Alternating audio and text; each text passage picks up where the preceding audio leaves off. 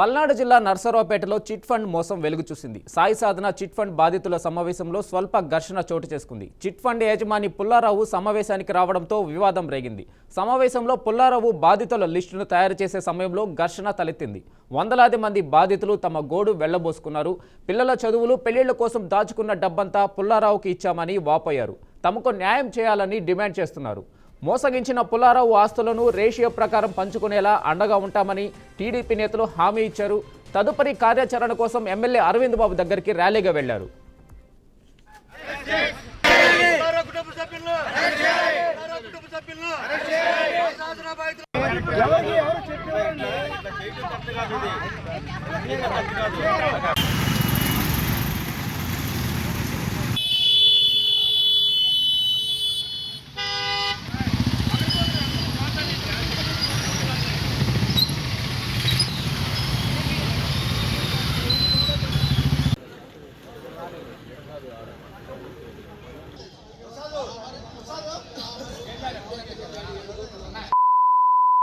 వాడు ఎట్లయినా సరే చీటింగ్ చేయడానికే రెడీ అయ్యాడు కాబట్టి మనం దాంట్లో పడ్డాం. అవన్నీ ఎన్ని చెప్పుకున్నా మనప్పుడు దాంట్లో నేను కమిటీ మెంబర్గా ఉన్నా.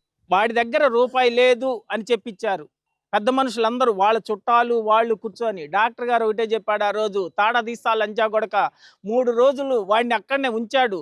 వీడి కీలకం ఎక్కడుంది అని ఆలోచిస్తే వాళ్ళ బావ కాడు ఉంది అన్నారు. వాళ్ళ బావని అక్కని తీసుకొచ్చి కూర్చోబెట్టమన్నాడు.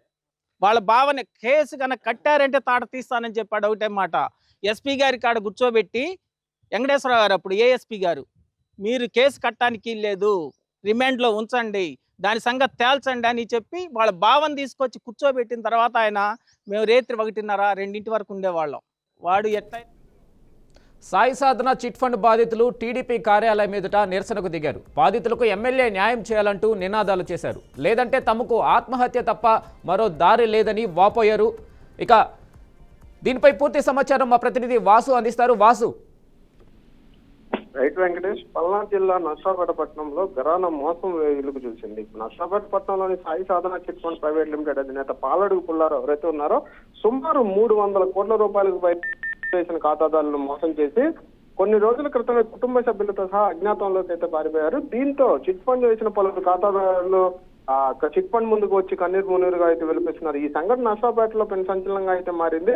అయితే గురువారం ఈ గుంటూరు జిల్లా కోర్టులో సాయి సాధన చిట్ ఫండ్ అధినేత పాలడుగు పుల్లారావును అయితే లొంగిపోయారు. పుల్లారావుకు సంబంధించి ఆ 300 కోట్ల రూపాయల స్కామ్కు సంబంధించి తిరిగి కోర్టులో లొంగిపోయిన పుల్లారావుకు 14 రోజులు రిమాండ్ అయితే జిల్లా కోర్టు విధించింది. పాలడుగు పుల్లారావు లొంగిపోవడంతో వెంటనే నర్సాపేటలోని పోలీసులు అయితే అప్రమత్తమయ్యారు. నర్సాపేటలో ఉన్న అన్ని బ్యాంకులకు సంబంధించి ఇప్పటి వరకు ఎవరైతే బ్యాంకులు సాయి సాధన చిట్ ఫండ్ కి సంబంధించి ఆర్థిక లావాదేవీలు నడిపారో వాళ్ళందరికీ వెంటనే ఆర్థిక లావాదేవీలు నిలుపుదల చేయాలని అయితే నోటీసులు అయితే జారీ చేశారు. ఈ మధ్యనే ఈ సాయి సాధన చిట్ ఫండ్ కి సంబంధించి బాధితులు కూడా ఒక సమావేశం అయితే ఏర్పాటు చేసుకున్నారు. ఈ సమావేశానికి సంబంధించి బాధితులు ఏర్పాటు చేసుకున్న సమావేశానికి చిట్ ఫండ్ సంస్థ అధినేత ఎవరైతే ఉన్నారు పుల్లారావు కూడా రావడంతో అక్కడ స్వల్ప ఘర్షణ కూడా చోటు చేసుకుంది. వెంకటేష్, ఇంట్లో ఈ సమావేశంలో పాల్గొనడానికి వందలాది బాధితులు ఎవరైతే ఉన్నారో ఆ సమావేశంలో పాల్గొన్న బాధితులకి పుల్లారావుకు మధ్య వాగ్వివాదం అయితే నెలకొంది.